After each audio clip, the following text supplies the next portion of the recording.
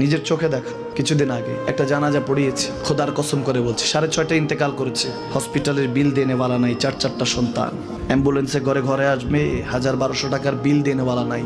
কি বুঝলেন? ক্ষণস্থায়ী দুনিয়া।